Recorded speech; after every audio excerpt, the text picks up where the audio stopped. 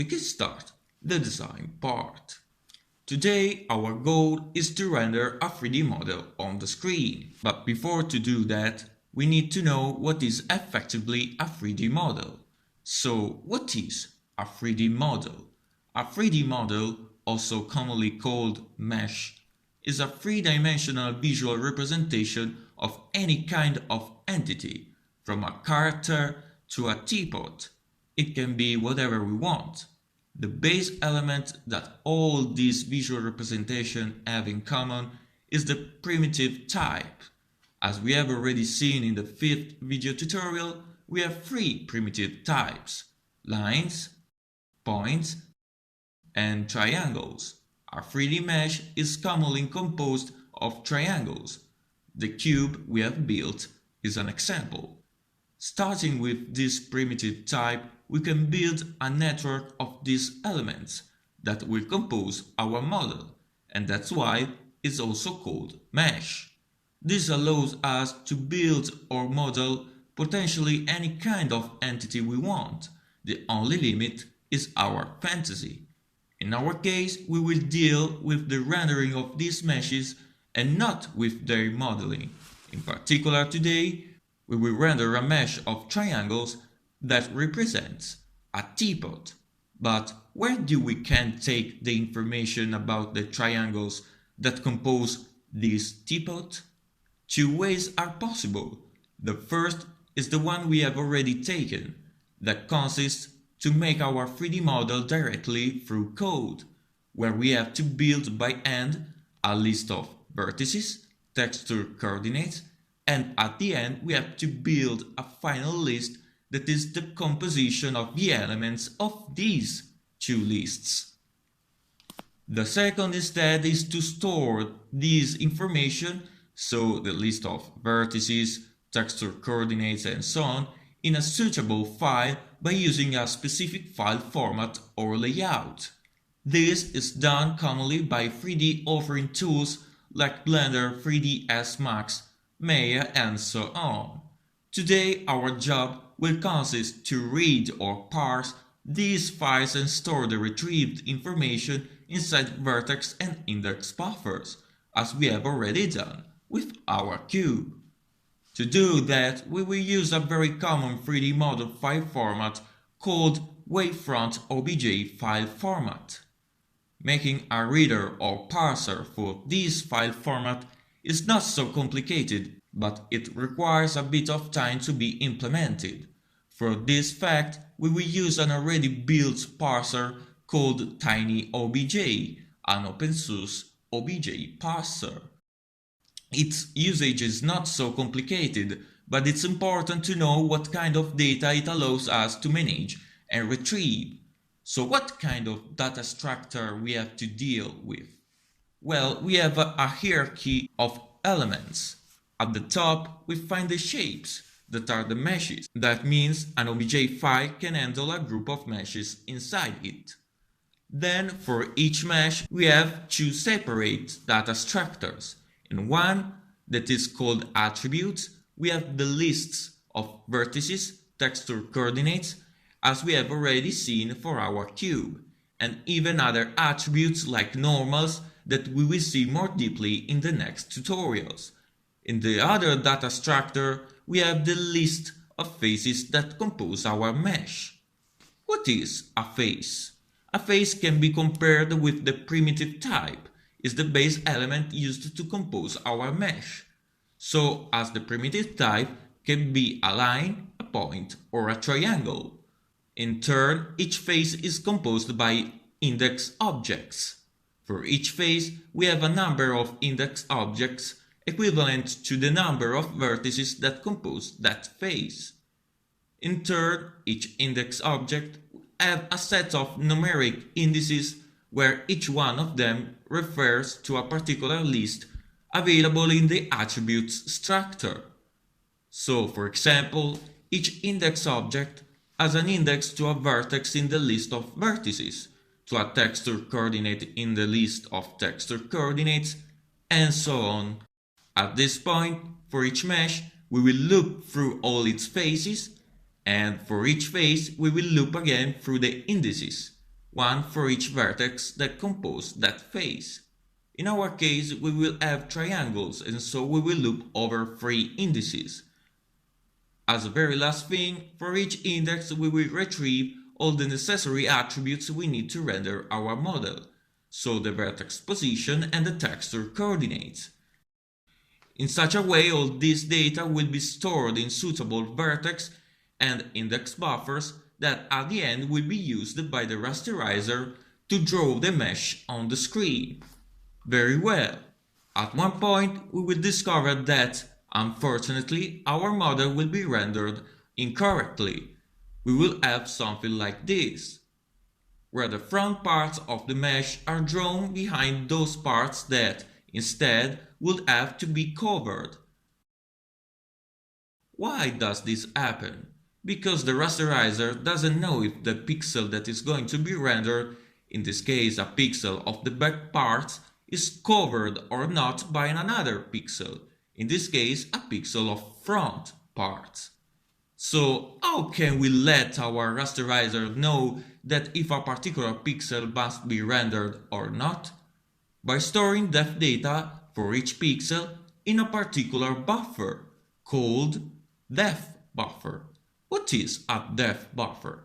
Like the render target that we have seen for swap chain, depth buffer can be defined as a b-dimensional texture with a particular width and height, where for each pixel we store a numeric value that corresponds to the distance between the point of the mesh that should be rendered and the position of the camera.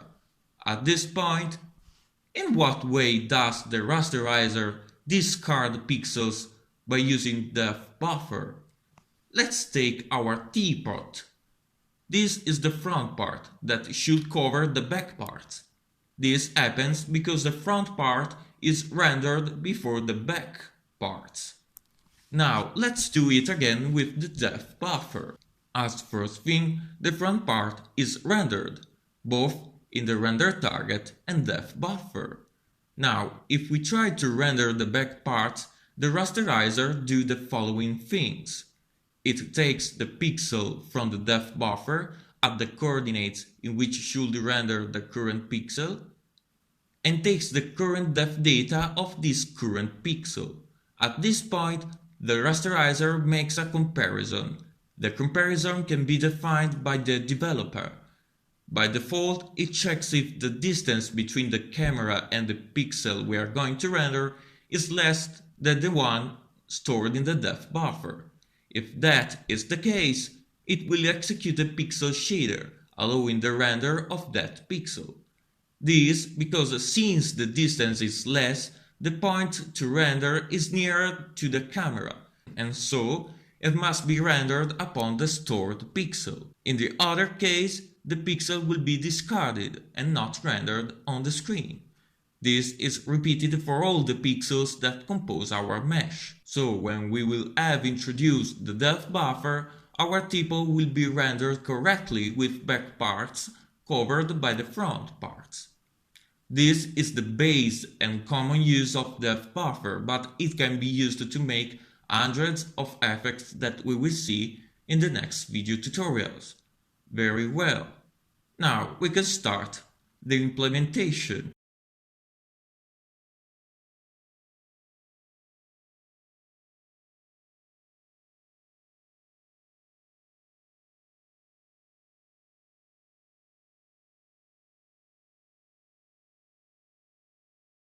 As first thing, let's add a new filter in Resource Manager and let's call it Mesh Manager.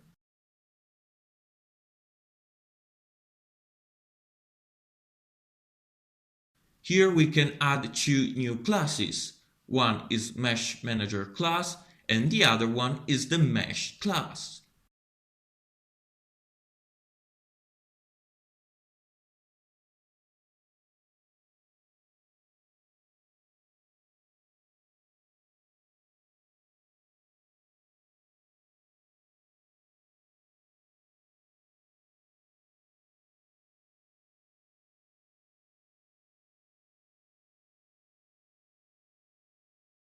Since Mesh Manager is nearly the same as Texture Manager, let's go to Texture Manager and let's copy-paste its methods.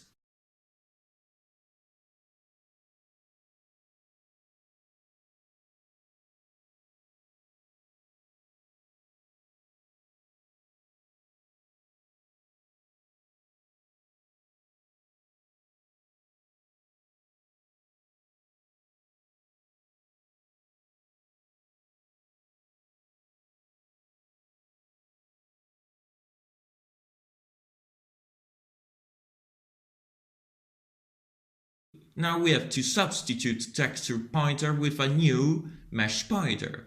So let's go to prerequisites header file and let's define it.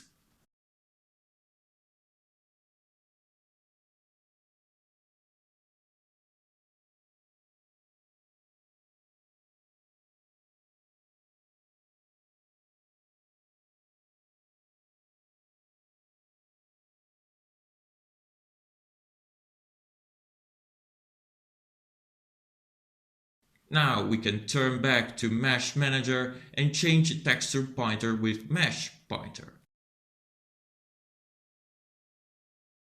Let's implement these two methods.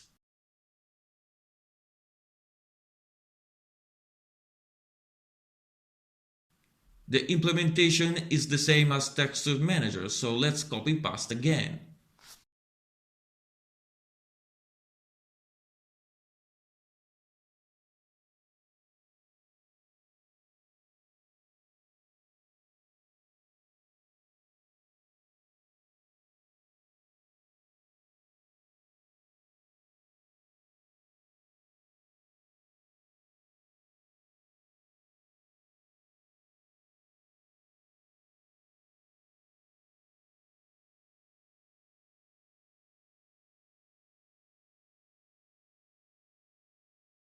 Now it's all a work of substitution of texture references with mesh.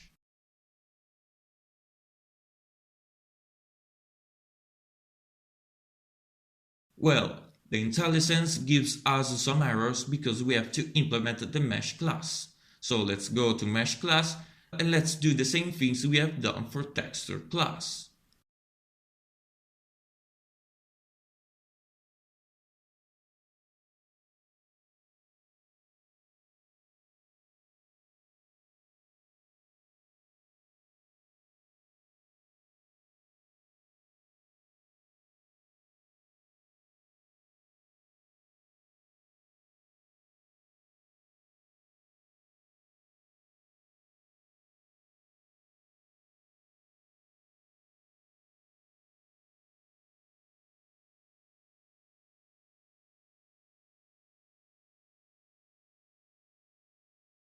These attributes are not necessary anymore, so let's remove them.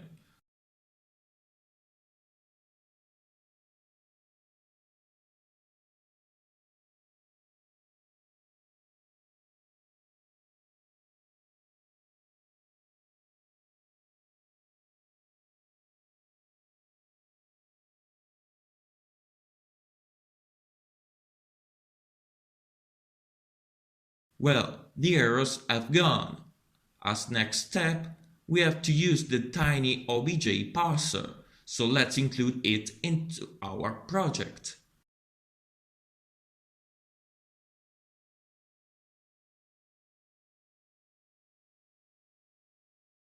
Since this parser is only an header file, we have only to add the path to include folder.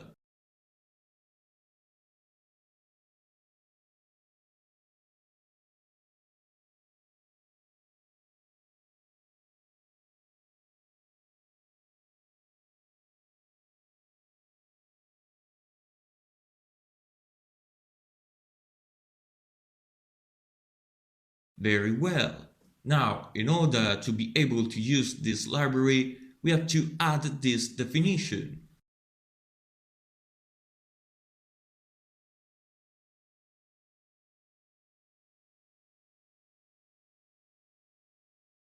Let's include the header file called tinyobjloader.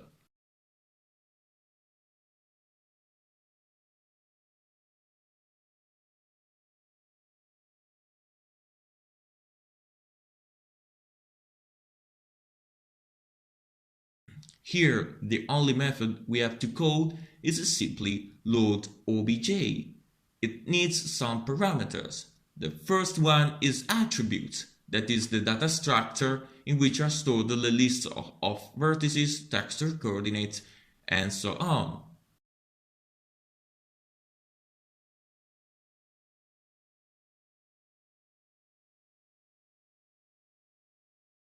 Then we need to pass a vector of shapes that, as we have already said, are the group of meshes stored in the OBJ file.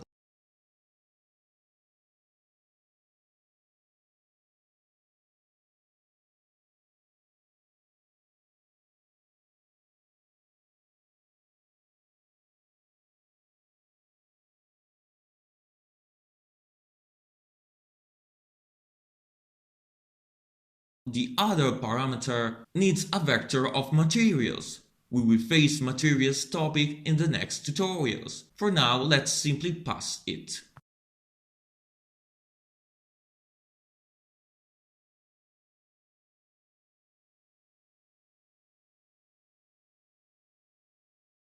At this point, the next two parameters are the output warnings and errors, stored in strings.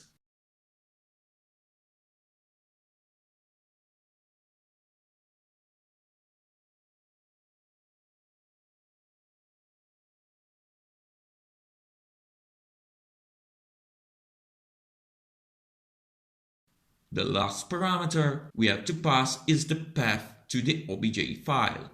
Unfortunately, this parser doesn't support the Unicode file path, so we need to convert our Unicode path into simple ASCII path. We can do this by using the so-called wstring converter function. This is available in the local header file. Let's include it. Now, in order to convert the string, we have to tell to the function what kind of conversion we want to apply in order to get a plain ASCII string. This can be done by passing an object of type code CVT-UTF-8.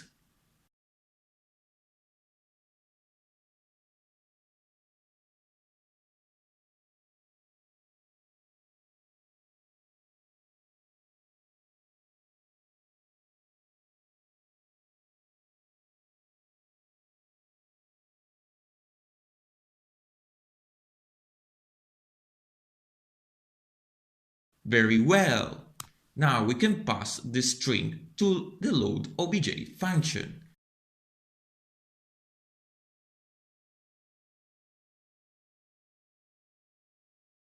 At this point, our model is loaded. Let's do some checks.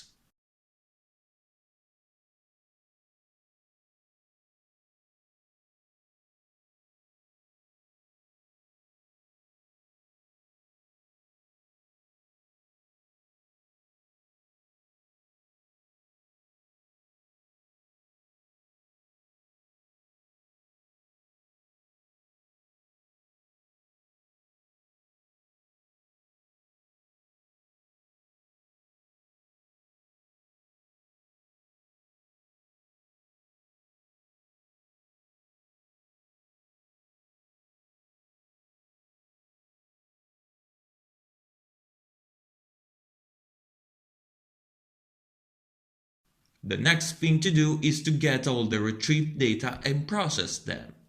As first thing, let's iterate over the shapes.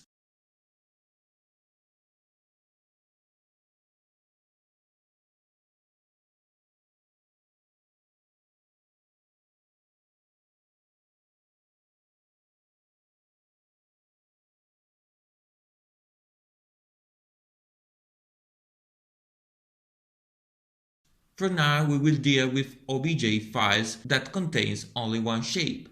We will support the merge of more shapes or meshes in the next tutorials. Then we have to iterate over the faces of the shape.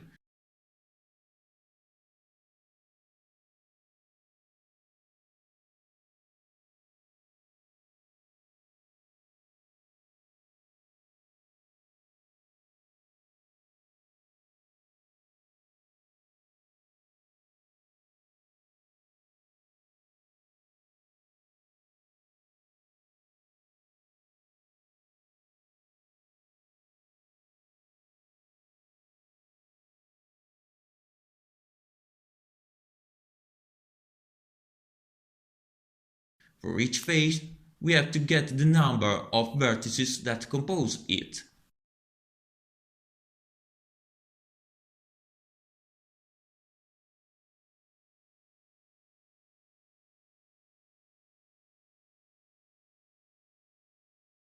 As a very last thing, let's iterate over those vertices.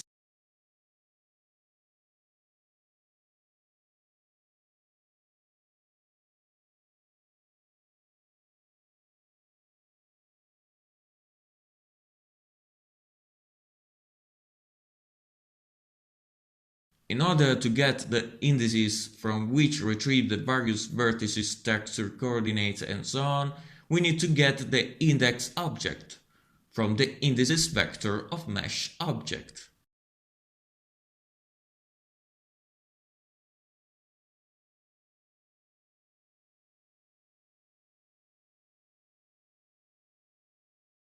Let's create the index necessary to get the index object by adding an index offset variable.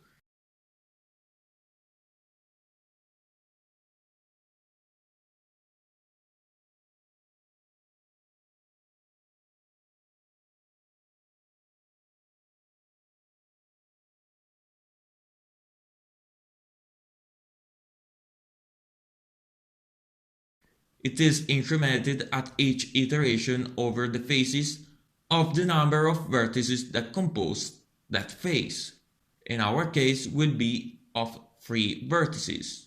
Well, now the only thing that remains to do is to retrieve the coordinates of our vertices and texture coordinates. Here we have to multiply the vertex index by 3 because the list of vertices stores each coordinate of each vertex one after the other without group them.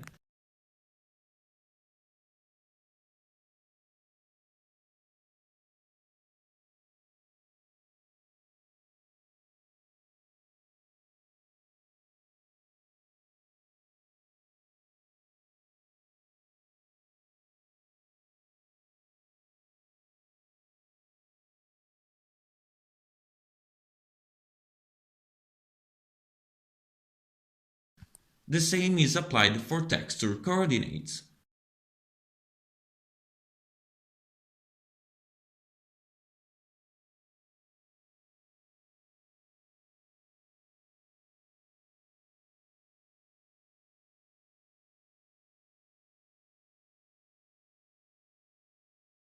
At this point we have the access to all the data we need. It remains to create the vertex and index buffers.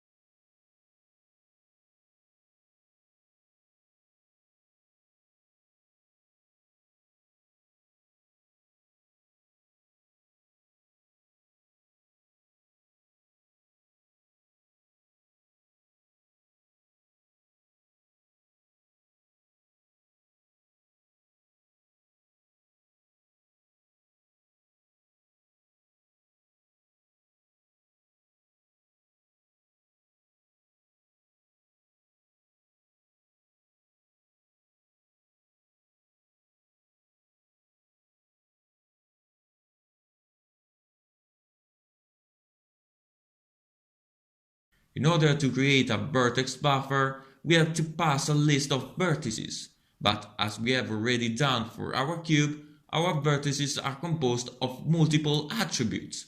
We have, for example, the vertex position and texture coordinates. So we have to create a data structure that handles these data. So let's go to Math Filter and let's add a new header file called vertex mesh.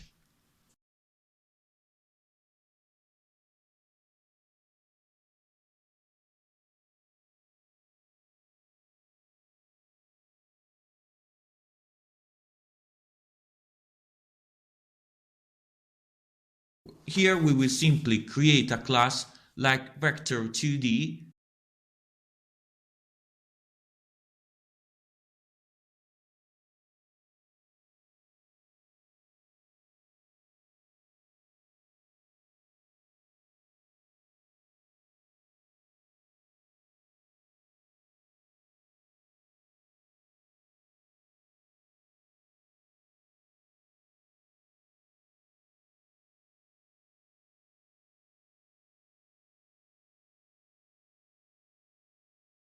with a vector 3D attribute to store the position and a vector 2D attribute to store the texture coordinates.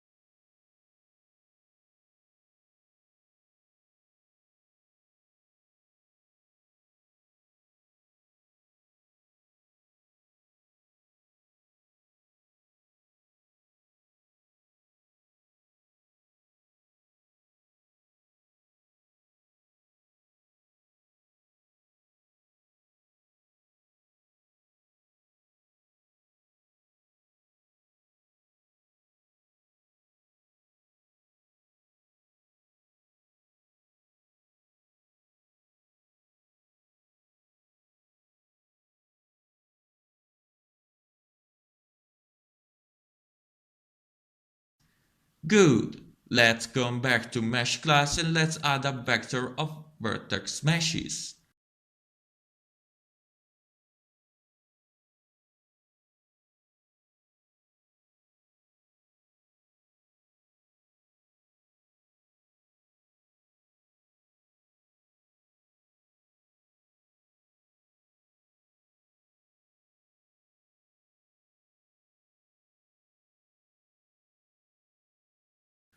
Now for each shape, one for now, we can reserve the amount of memory we need for our vector in order to speed up the insertion of elements inside it, since each insertion leads to really big overhead.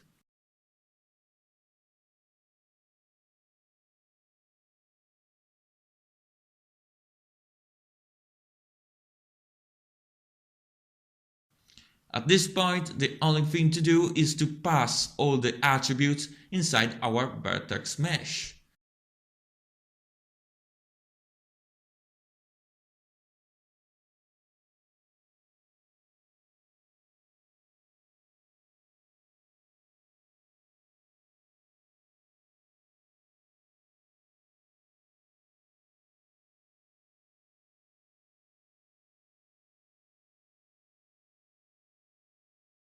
At this point, the only thing to do is to pass all the attributes inside our vertex mesh data structure and push it into our vector.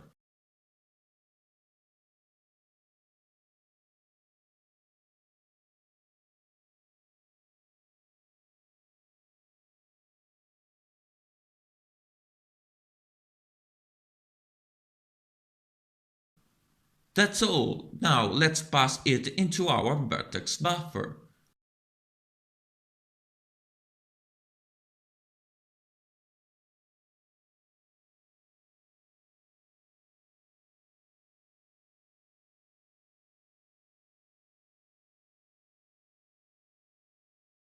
Unfortunately, now we have a problem. The input layout inside our vertex buffer, in order to be created, needs the bytecode of a shader that uses a data structure with the same layout defined in the input layout. So, as first thing, we have to create a shader only for this purpose. Let's go to Graphics Engine class and let's add a new shader.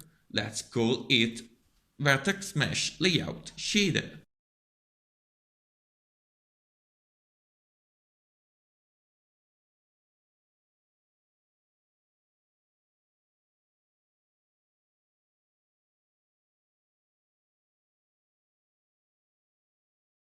The shader here is the same as the vertex shader we have already created, so let's copy past it.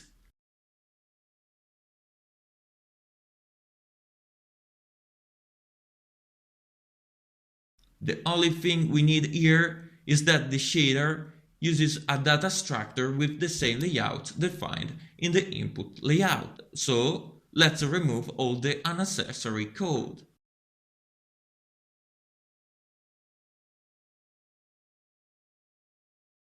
Where does we have to load our shader? One place can be the graphics engine, so let's load it there.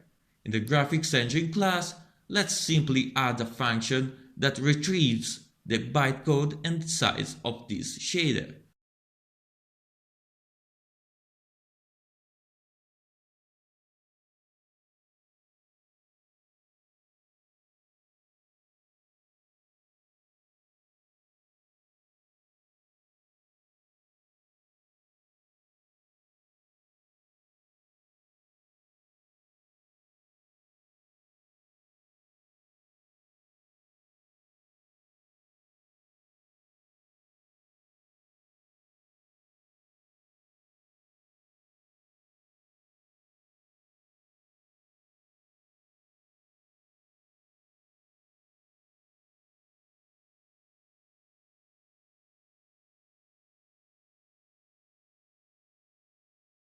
We can load the shader in the constructor method after all the systems and managers have been initialized.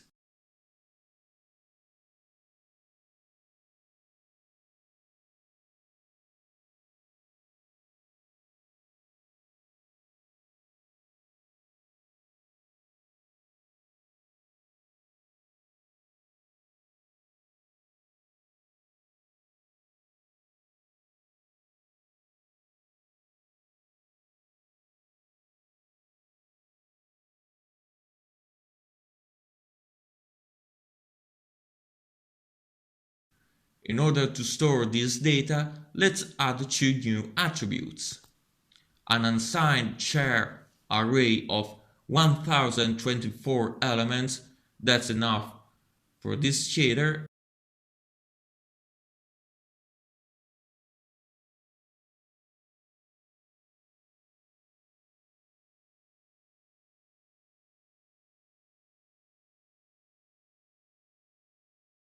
and an attribute in which save the size of shader.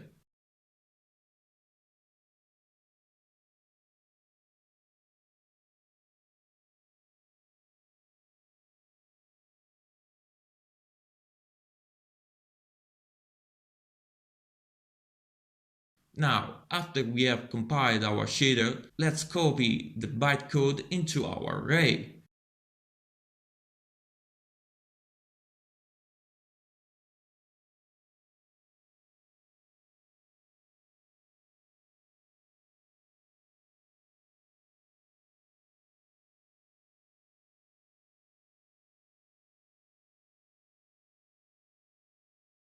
And let's save its size.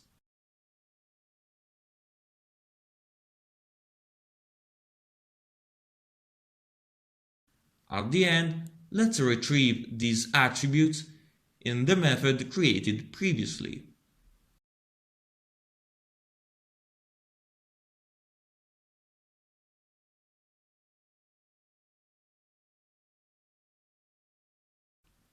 Good, let's come back to Mesh class and let's retrieve the bytecode and size of this new shader, and let's pass them here.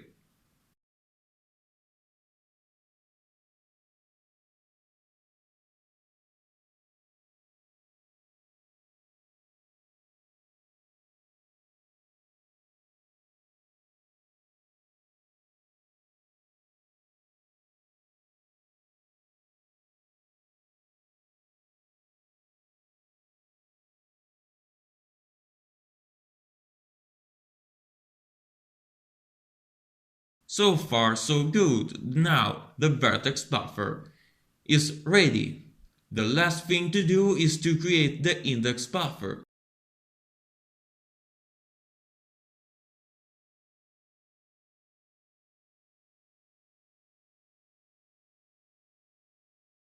So now here we need a list of integer indices. So let's create a vector of unsigned integer element.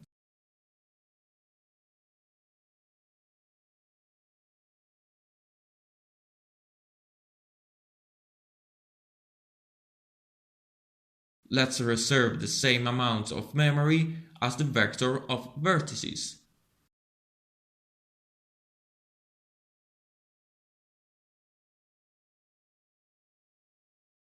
And let's push back the indices with the same values used to retrieve the index objects.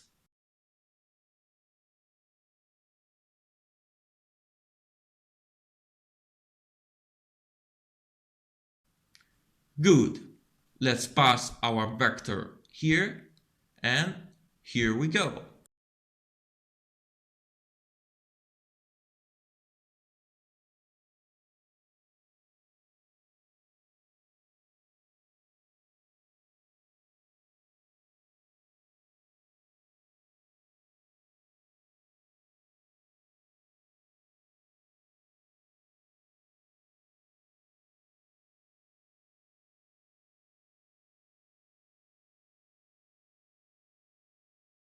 Now, since we have to pass these buffers to the graphics pipeline, let's retrieve them with these two suitable methods.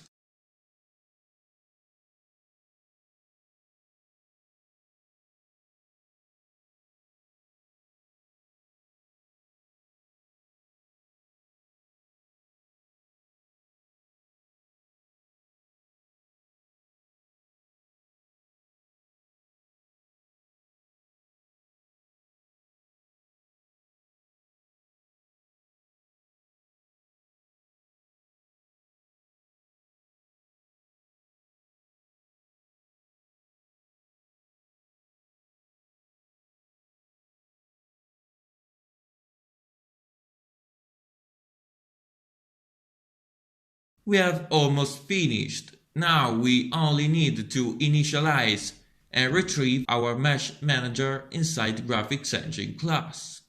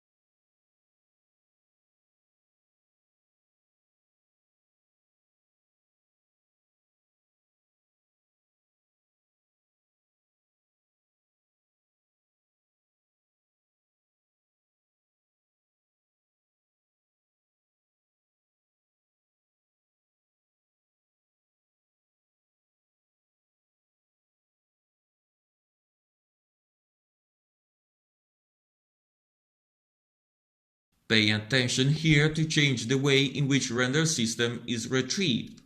Let's use simply the render system attributes of the Graphics Engine class.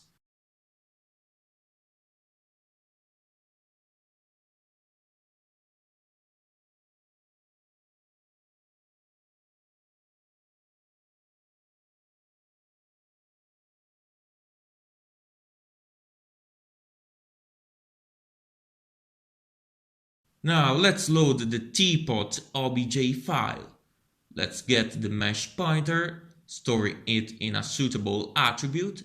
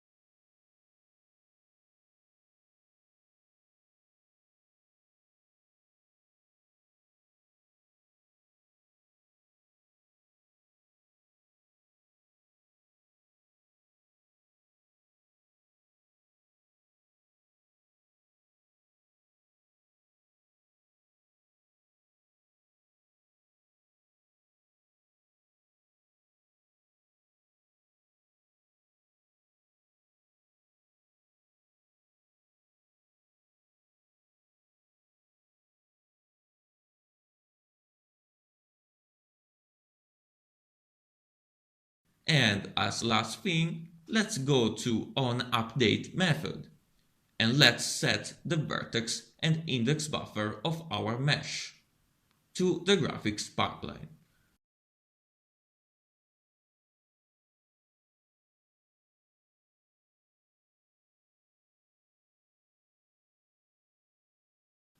Let's see if it works.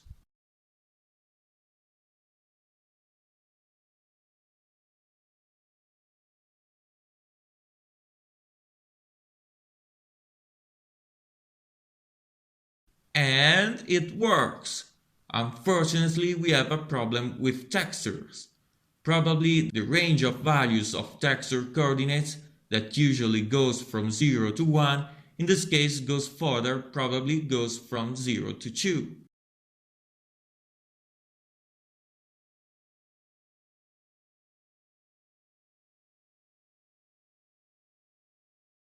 To solve quickly this problem, we can go to the pixel shader.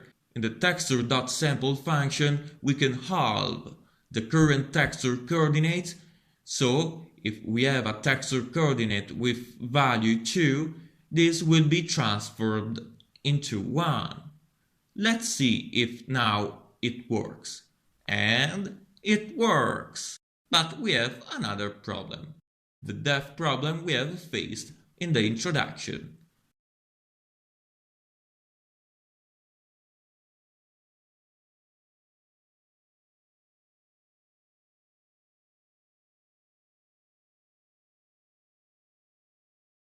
So as first thing, let's go to swap chain class, and here let's start to create our depth buffer.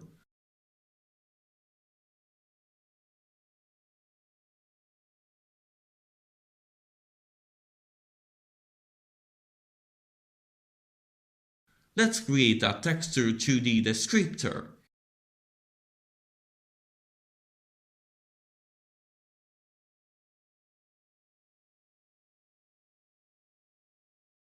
Here we have to place all the necessary information in order to create a depth buffer.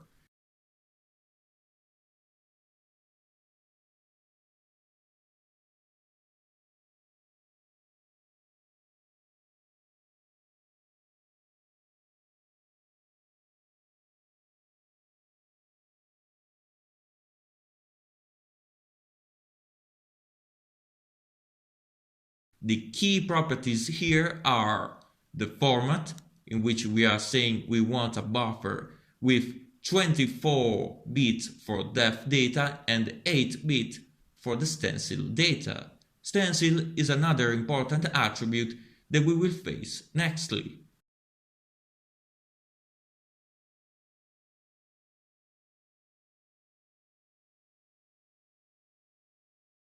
The bind flags, where we are actually define the type of buffer, in this case a depth stencil buffer.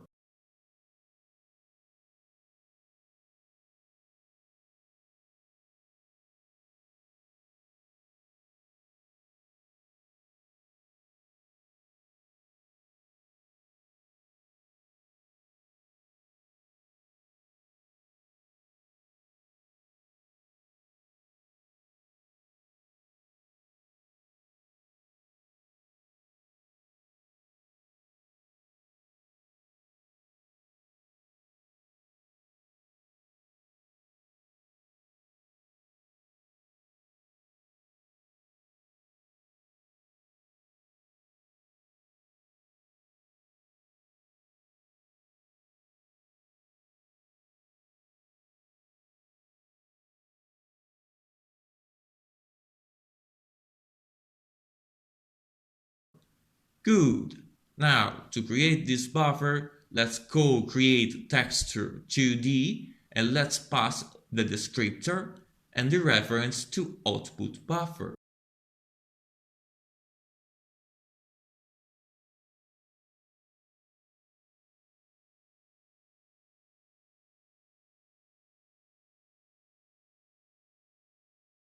In order to be usable, as we have already done for render target, we have to create a depth stencil view.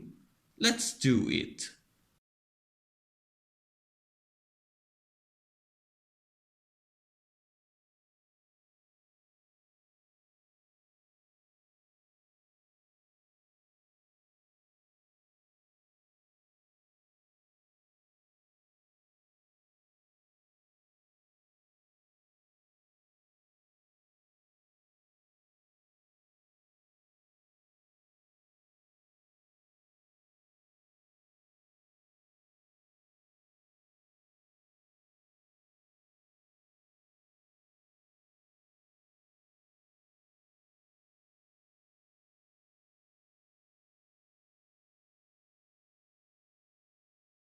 all the resources are settled up. The last thing to do is to go to device context class and in the clear render target color, let's call clear depth stencil view.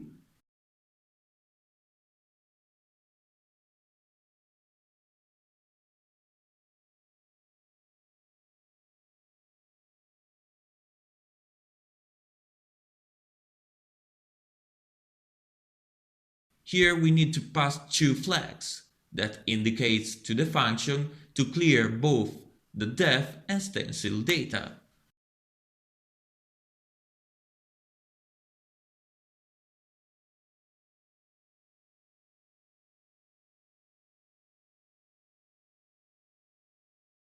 The last parameters are the values to be used to clear the buffer. Good, let's pass the view in the setRenderTargets function and very well, we have finished. Let's see if it works.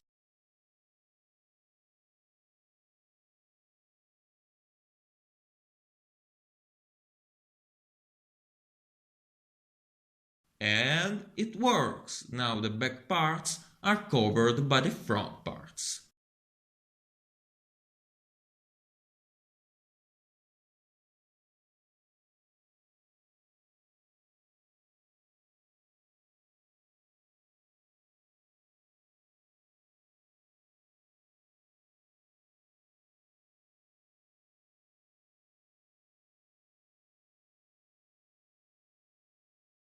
That's all for now, folks. Today we have seen how to load and render a 3D model on the screen. The next time we will see how to apply the diffuse lighting on the surface of our 3D model. I hope you enjoyed this video. See you soon. Thanks for watching.